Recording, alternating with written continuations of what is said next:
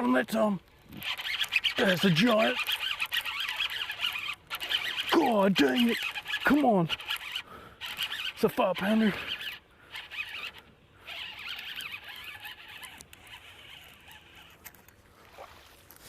Yes. What's going on, guys? God. Just got back from the Mississippi River in Crosse, Wisconsin, and man, what a week. Just super blessed week, and I just wanted to take some time to share with you the combinations that, helped me get it done.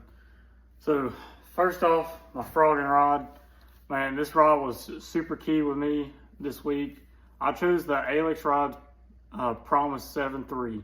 So this is a 7.3 medium heavy rod, and I chose this rod because normally I throw a Promise 7 with my frog rod, but since this week I was dealing with a lot heavier vegetation, a lot heavier cover, making super long casts with my frog, I needed a little bit extra tip to really, put a little extra heat to these fish and get them out of some super thick stuff. So I went with the 7.3, and this really has a great backbone. It's super, it's a heavier style, medium heavy, and it has a great backbone to get these fish out of these heavy cover, and a really, great tip. It's not too stiff and it's not too soft to where it's gonna, pull the hooks out, or it's not gonna, drive those hooks in. It's really the perfect combination between tip and backbone with this rod for a frog.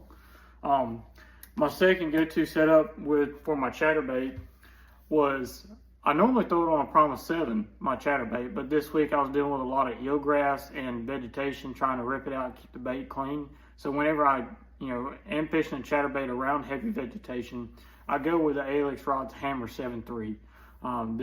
This rod really is pretty much a flipping stick, but the tip on this rod is, it's a really great tip, and it's not too stiff to where it's gonna, pull the chatterbait out of the fish's mouth and not really allow them to get it. It still loads up great. It's still got, a stiff enough tip to where I can clean that bait off really effectively with my cast in a short period of distance. You don't want to have to struggle to clean that bait off constantly, and that's why I upsized my chatterbait rod to the Hammer 7.3. It's really just a phenomenal rod whenever you're dealing with a lot bigger fish and around, heavier vegetation.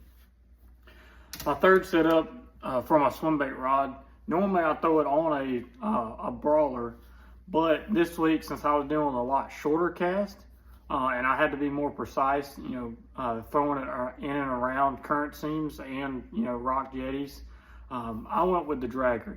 This rod is a really great rod. It has an awesome backbone to really, set that hook in, on a little bit further cast.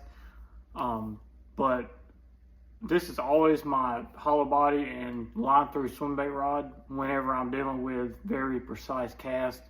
And it also has a great tip to allow those fish to load up before, you set the hook. That's a really important thing with a swim bait, is you have to allow those fish to load up before you drive that hook in. And these three rods are, really what got it done, and was my bread and butter this week. And I really threw it all week, and it helped me out, and I hope it helps you out.